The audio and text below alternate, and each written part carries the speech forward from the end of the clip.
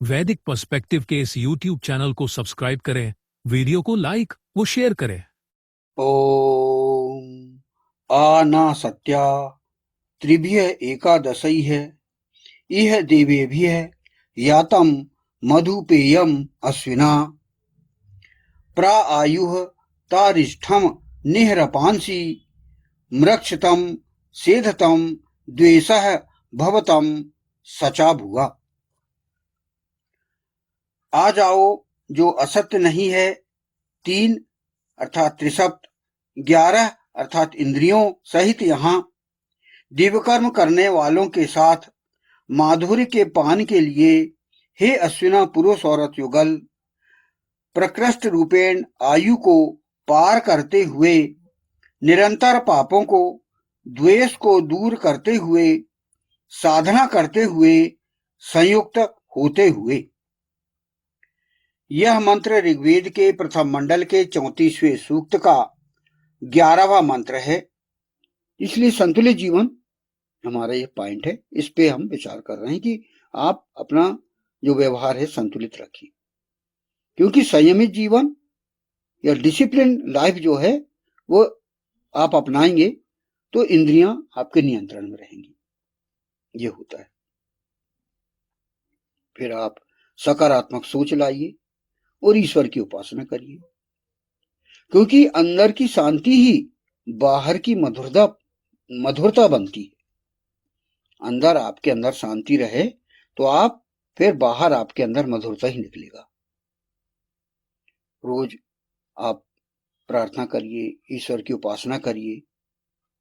ये वही आप त्रिसप्त के अंतर्गत हम आ गए। यजन करें, स्वाध्याय करें, मंथन करें और हर स्थिति में अच्छा देखने की आदत डालें। आज व्यक्ति हर परिस्थिति में बुरा ही बुरा देखता है। उसका दृष्टिकोण, उसका पेरिस्पेक्टिव वो उल्टा ही होता है। अर्थात नकारात्मक सोच व्यक्ति की बन गई है। क्यों? क्योंकि आसपास निगेटिव सोच ही छाई हुई है, तो उसको हम ग्रहण ना करें। हर परिस्थिति में हम अच्छा ही देखें, ये हमारा हम स्वभाव बनाएं। तो ये हमें ही प्रयत्न करना है इसके लिए। अर्थात मतलब मधुरता कोई बाहरी चीज नहीं है, यह हमारे अंदर का गुण है जो हमारे कर्मों से प्रकट होता है। तो कुल मिला के मधुर जीवन क्या हुआ? मीठे बोल प्लस सच्चा मन प्लस सेवा भाव, ये मधुर जीवन के सूत्र हैं। तो इन पर आप विशेष रूप से ध्यान दीजिए और अपने जीवन में मधुरता लाइए, तभी हम दिव्य कर्म करने वालों का अनुगमन कर पाएंगे। क्योंकि जीवन में मधुरता पहले लाएंगे तभी तो हम दिव्य कर्म करने वालों का अनुगमन करेंगे।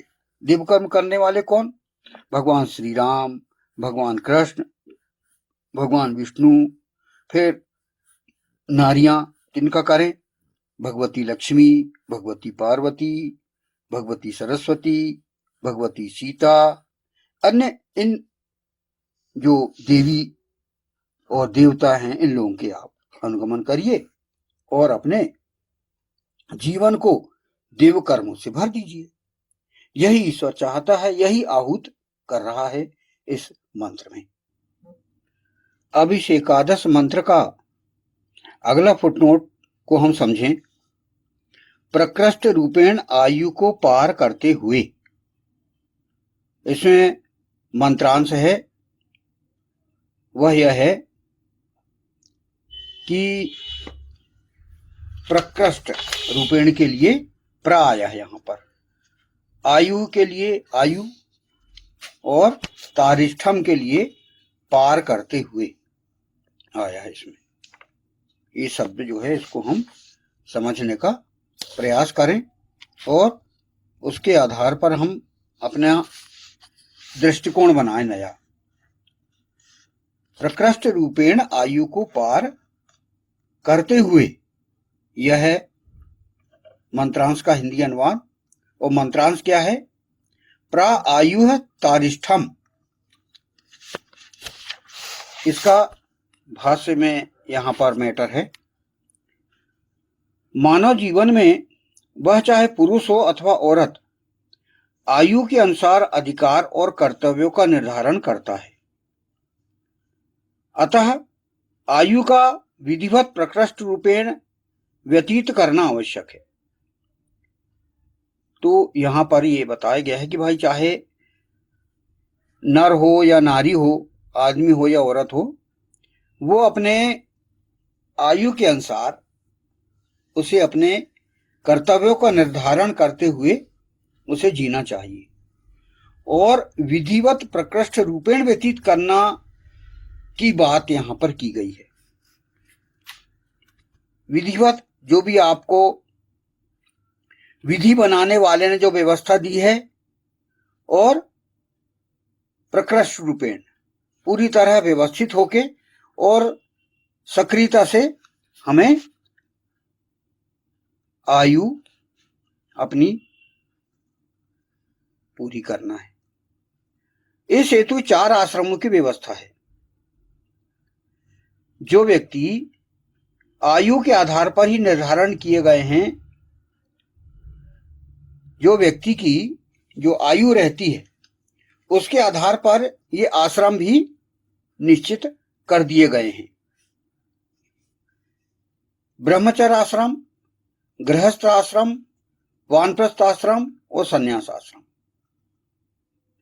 तो इस मंत्र में आयु को प्रकृष्ट रूपेण पार करते हुए का यही आशय है कि आपके जीवन में जो व्यवस्था आपको अपनाना है वह है ये 4 आश्रमों के अंतर्गत। शास्त्रों में ये सब व्यवस्था बना दी गई है और उस आधार पर हमको जीना है। हम यदि हमारा जीवन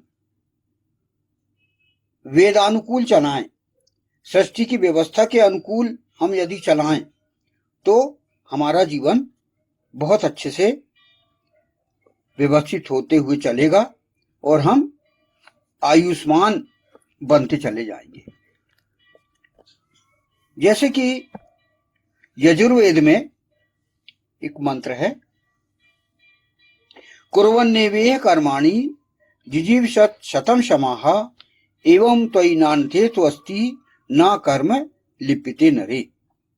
ये यजुर्वेद के 40वें अध्याय का यह द्वितीय मंत्र है। इसमें कहा गया है कि कर्मों को करते हुए ही यहाँ इहलोक में सैकड़ों वर्षों तक जीने की इच्छा करनी चाहिए। इस प्रकार तुम में इसके अतिरिक्त प्रकार से नहीं, पुरुष में कर्म लिप्त नहीं होता। तो ये ईश्वर ने, ईशान परम परमात्मा ने जो व्यवस्था हमें दे दी है कि आप इसके अनुसार आप जीवन जीने के प्रयास करें। हर व्यक्ति चाहता है कि वो अधिक से अधिक जीवन जिए, वो आयुष्मान रहे। हर व्यक्ति चाहता, प्रत्येक व्यक्ति चाहता है। तो प्रश्न वही है यहां पर कि व्यक्ति आयुष्मान कैसे बने, अपनी आयु की अभिवृद्धि कैसे करे, सैकड़ों वर्षों तक कैसे जिए वो कहता है। तो कलयुग में आमतौर पर हम देखते हैं कि 100 वर्ष की व्यवस्था बता दी गई है कि 100 वर्ष को यदि हम बांट लें इन आश्रमों के अंतर्गत तो हम अच्छे से जीवन जिएंगे।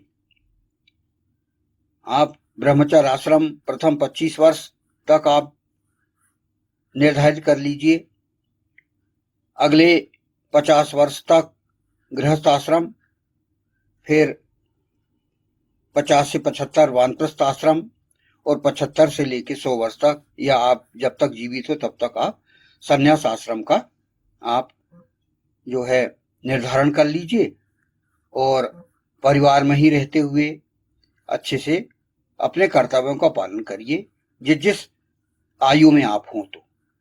तो ये व्यवस्था एक ईशान परम परमात्मा ने दी है। और जीवन लेना, मृत्यु को प्राप्त हो जाना, ये सब ईश्वर के ऊपर है।